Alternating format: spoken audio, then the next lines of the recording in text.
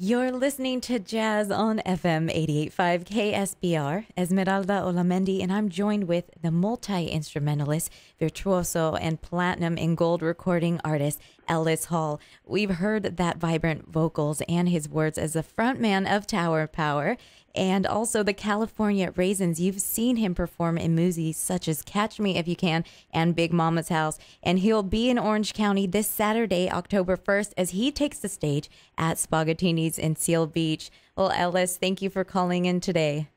I am so excited to be here. 88.5 KSBR. Thank you. Couldn't have said it best. So, Ellis, you were born in Savannah, Georgia. Now, Yes. Was music a constant influence at home growing up?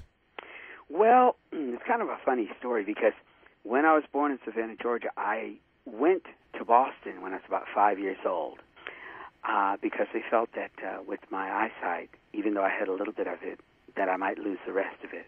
So I went to the renowned Perkins School for the Blind in Watertown, Massachusetts. And they taught me piano there, but it wasn't until I was 14 years old that I snuck into this club, much to the chagrin of my mother and father. They found out later. And I saw the looks on the faces of the band as they were whipping the audience into shape. And I said, that's it. A light literally went off in my head, and I went home and made myself a drum set and learned how to play bass and went crazy on keyboards and guitars and everything else. And the rest, they say, is history. You know, as a matter of fact, my vocal coach was very close friends with Nat King Cole, and he used to talk about the philosophy of singing as opposed to just singing the technical. He taught that as well. But it's been a very eclectic life, blessed life, and career at the same time. And one thing we do notice when you're on stage is I don't think you've met an instrument you don't like. I mean, well, I don't play wind instruments, although I did learn how to play a little bit of sax, and the guys in Tower of Power used to tease me, say, Ellis, get away from my horns. But I did learn how the process works for playing the different, even the horns or the violins. And lately I've been doing symphonies around the country, playing with like 80-piece orchestras, and Esmeralda, it's an unbelievable event to be involved in. Now, with all these different instruments, do you have a stylistic approach to each one as you perform, or a different direction? Well, I kind of have to split my head in a lot of different directions. If I'm playing the drums, you know, it's quite a different headspace from playing the keyboard. But yet it's all, you know, rhythmical. If you're doing something, a song, the drums and bass really are the cake, and everything else on top is the icing. And generally songs are built around the vocal, that's the way it's supposed to be. But if you don't have that drum and bass, the bottom, no, it ain't going to work. The foundation ain't strong. And while listening to some of your performances, you do scatting and also a bit of beatboxing. How important is improvisation in your performances? It is tantamount to being, well, like I call the drums and bass, the bottom or the foundation. You got to have some of that. You got to have that pulse going through. So then the vocalists can do what they want to do on top. So, yeah, the improvisation, because sometimes, even if you've rehearsed the band very well, they may forget, or even you as the vocalist may forget where you might be. So everybody has to listen and follow along to prevent the train wrecks. And sometimes out of the greatest train wrecks come the most amazing magic, too, as far as musically. Now, this November, the release of Sunset Pictures' Beneath the Darkness, it stars Dennis Quaid, and it has your composition from your CD, Lovesick. Yes. Now, can you explain that idea? This is an amazing story. My dear friend Martin Gigi, who worked on the picture, had called me, and I was doing some work at the time with Mr. Bobby Womack. He called me and said, Ellis, he said, I have this movie, and I want you to write a title track for it. And I said, Brother Martin, I don't have the time. I'd love to do it. I'm going to London next week. He says, well, I'm going to save it for you. So he told me a little bit about this guy, being Dennis Quaid, who, well, he's a normal guy, but it turns out he's a serial killer. And, of course, it's a dark comedy, a black comedy. So I told Martin, I said, you know, it must have been the Fruit Loops that drove him over the edge. I'm sorry. I couldn't let that go by. But I wrote the song, and what I had heard is originally the song or the movie was going to be called what my song was. My song was called and is called Lovesick. So I didn't realize that how intense the movie was going to be, and that it was going to be that title at first. They changed it later to Beneath the Darkness. How intense and how kismet is it supposed to be when I write a song about the movie? He said, you enveloped what the movie was about. And so I believe it's November 11th the movie comes out, and I'm very excited. And I love writing for movies as well. I mean, I love writing for anything. And I think a lot of people agree that one of the great talents is your ability to be so versatile in this music industry. I mean, from Tower Power frontman to writing music, and you even have a chance to act in movies. Now, how exciting is that when you're on the movie set and you're not actually performing live, but you have to give off that persona?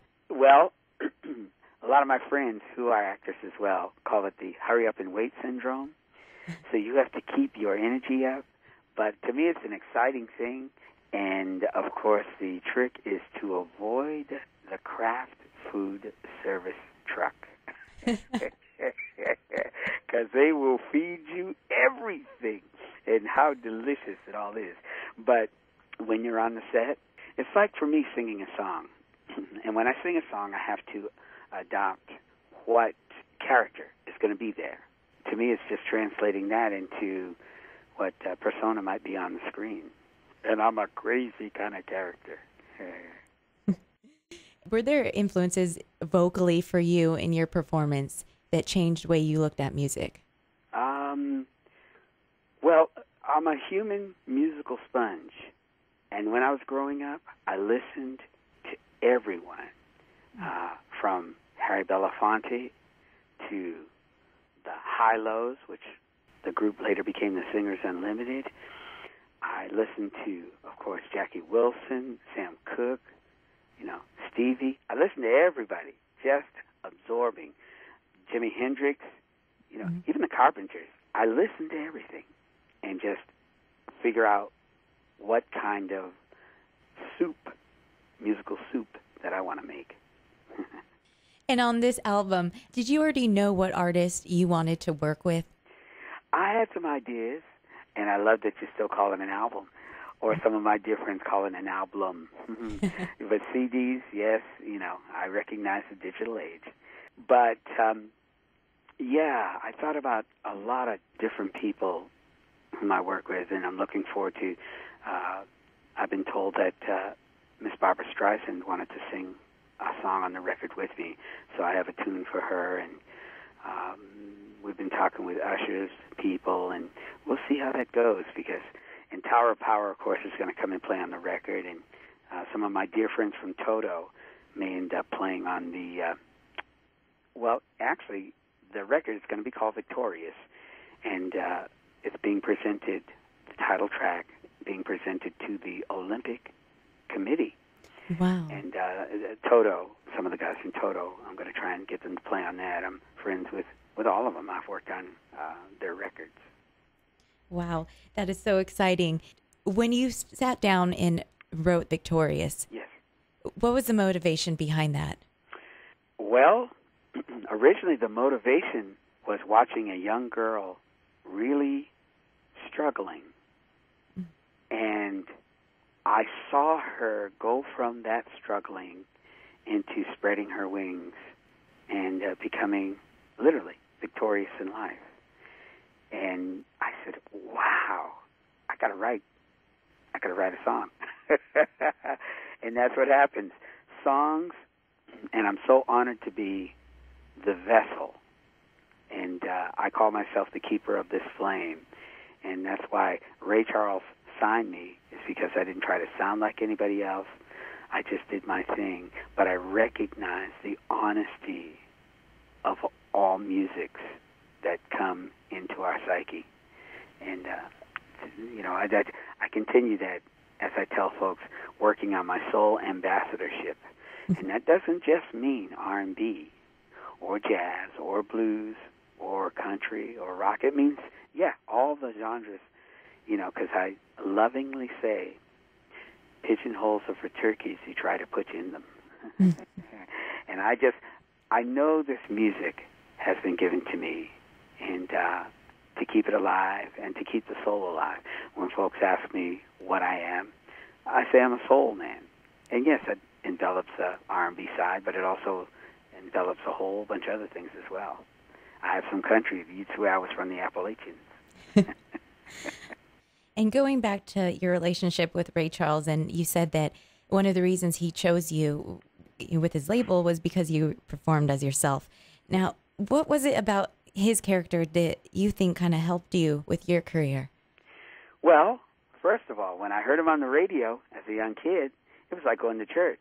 He put the gospel and he put the country together and made it soul. That's what it became. He was the first gentleman to not be afraid of any style of music. When he came out with that modern sounds of country, people thought he was crazy.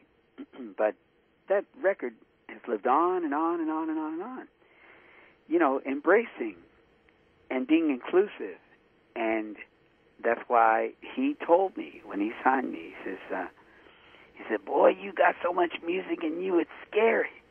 And I said, look who's talking, Papa Ray. I mean, I proudly called him that. And the last years of his life, we had a great time together, celebrating music. And when I got funky, he couldn't stomp his feet hard enough. And when I sang a ballad, he and I, of course, had great love for Mother. And one of the tunes that got me signed to the label was a tune I wrote called Keep Your Life Straight Ahead, about my mom. And he just cried like a baby when he heard it. He knew, he knew the intensity. And that's the honesty of the music, Esmeralda. You can't get by that. Hmm. And you did share similar characteristics. And, I mean, of course, the visual, that transformation with you that you're getting ready to prepare yourself for No Sight. Did you fall on the hard days? How was it to keep yourself up? Whoa, that's because I understand that someone that I haven't met yet, but he's a brilliant guitarist, Jeff Golub, and he's just gone through it. My situation with that, how can I put this? I had no problem. I knew it was going to be physically painful because glaucoma is, but not mentally.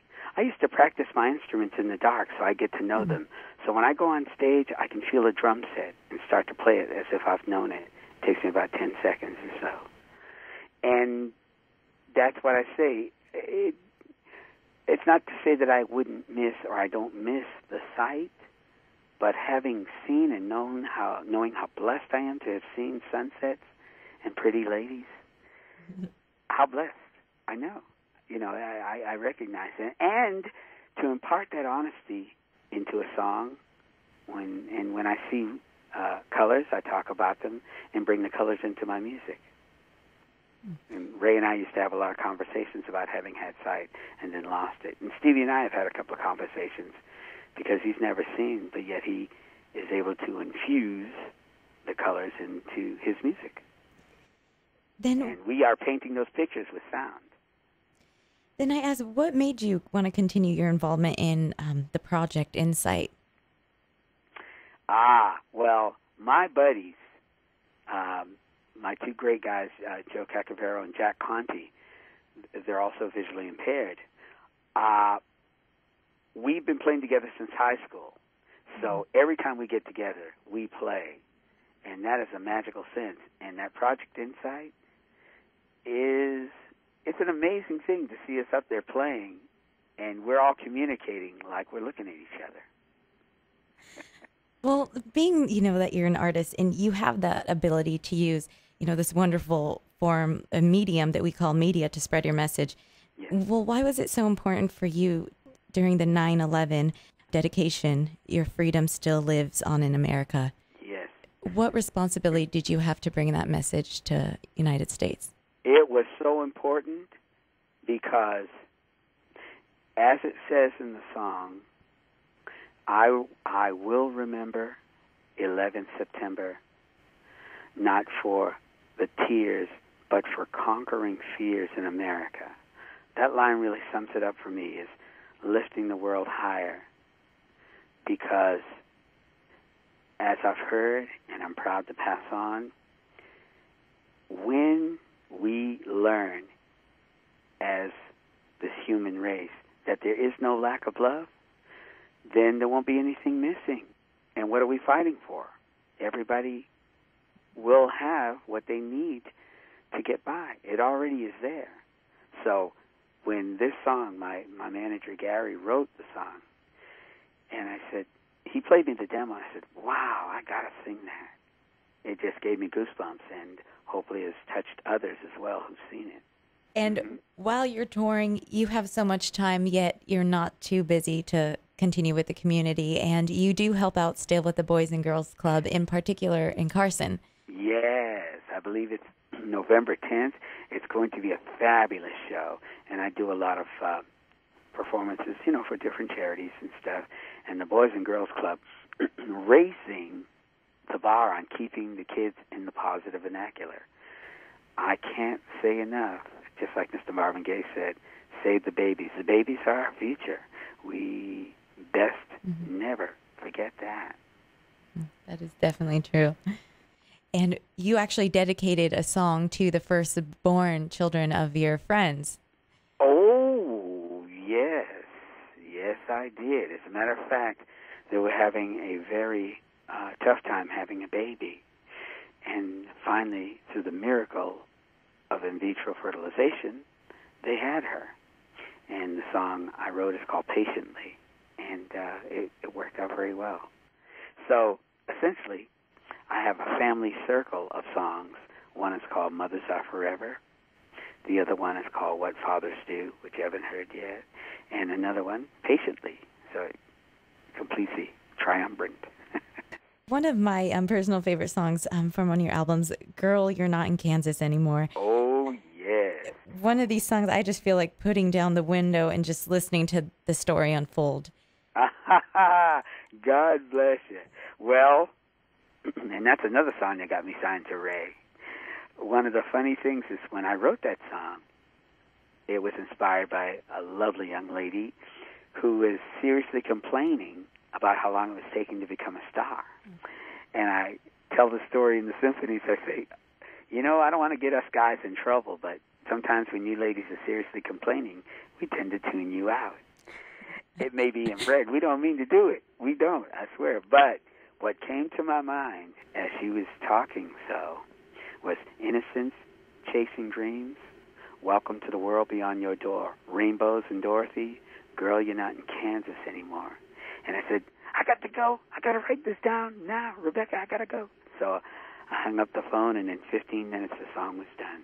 At this performance at Spaghettini's, yes. And what can we look forward to? What can we look forward to? Aha! Some soul. Yes. Meaning some funk. Yes. Some songs that will make you think. Songs that will keep you tapping your feet. And even if I do, and when I do some cover tunes, they will be arranged so, do I know that song? And some surprises. And who knows, it might be even some surprise guests who get up. And when I'm in town performing, there have been known to be some folks in the audience, and they get up and we do what we do, which is share the camaraderie. Oh, how wonderful. Yes. And how do you prepare yourself, before the show? I warm up. I warm my voice up, just like I did for the interview here. Just in la, la, la, la, la, la, la, getting that ready. And that kind of thing. Just getting my voice all set so that I can talk and sing and pump the crowd up when I need to. Use all the tools of the voice. And I do my stretches because you haven't seen me yet, sweetie. Maybe you've seen online stuff, but I have a very high-energy show. I am the ringmaster. And I say, get on the train or get out the way. Oh, yeah, and you can see it even just from watching some of those videos. I was like, I am half his age, and I need to get some of that energy. Well, it's just the infusion of groove. You hold it inside, and you could hurt yourself. Now, when you're talking about the kind of the new direction of your music, you had mentioned one of the vocalists, Bobby Wambach, and he's currently with the Gorillaz. Yes. And they are a very different virtual, electronic, exciting pop group. I mean, Grammy winning. Now, what interests you in moving into that direction? Well, you know what it is it's not necessarily moving into that direction, but what happens is, like with Bobby, he infused his soul into their soulful electronic. They're a super group. I believe it's the Cure and the Clash. I think two of the groups that are are fused together. And their records, all their records are sold amazingly, millions and millions. And they came to see me when I was touring with Brother Bobby, and they were quite fascinated with what we were doing. Hallelujah. So let's talk about us recording together. I would be so honored, because working with any of the folks today, you know, from Bruno Mars to, you know, Neo to, God, all these great, Usher, you know, Alicia Keys, all these folks who are bringing the heat in the pure music, you know, to life, being able to infuse something, what they call from the old school, bringing it all the way around to the new school and bringing it and making it the university. I like that. And are there any songs that you perform that especially get you excited? Wow. That's a good question. You know, especially they all become my babies, so they all get me excited. I love performing Girl You're Not in Kansas anymore, especially with the symphonies, because it's got all the strings. Oh, my goodness. And there's another tune that I didn't write. My friend Parker McGee wrote it. It's called, originally, I'd really love to see it tonight, but I slowed it down and made it a soul ballad. And I call it I Really Want to See It Tonight. And when I played it for Parker, he also cried like a baby. He said, dude, I mean, he literally called me dude. He said, take it to the streets. You broke it down the basics. And with you being there at the show, you'll get to hear it. Absolutely.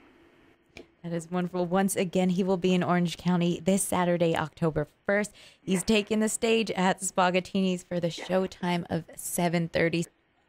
Now, with your music right now, is there anything you haven't done yet that you must do?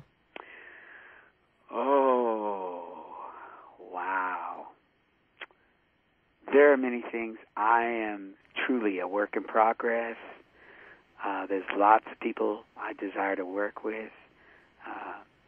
I've worked with James Taylor in the studio. I long to work with him live. I'd love to put together a wonderful soul tour, or maybe even a soul cruise, where we all get out on the ocean and get the boat a-rocking. Wow. And it looks like I'm doing, speaking of a cruise, in January, we're going down to, I think it's St. Bart and St. Thomas. Go to, I think it's smoothjazzcruise.com. Mr. Mike Lazaroff. It's going to be a fun cruise. I've done it before.